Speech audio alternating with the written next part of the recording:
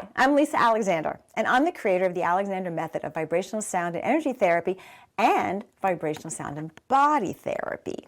So the two are very different. I want you to know that. So one's working in energy therapy, and it's raising your vibrational frequency rate, and one's working directly on the body, and that's what we're going to talk about today. We work the skull and we work the sacral area. It's an amazing program. It just brings relaxation and space into the discs of the spine. It helps any kind of pinched nerves going on in there. So it's a great one-off. It can take 45 minutes to do the entire program. So if you're a natural healing practitioner, this is a great tool to add to your toolkit, and it's very inexpensive, and it's not very difficult to learn.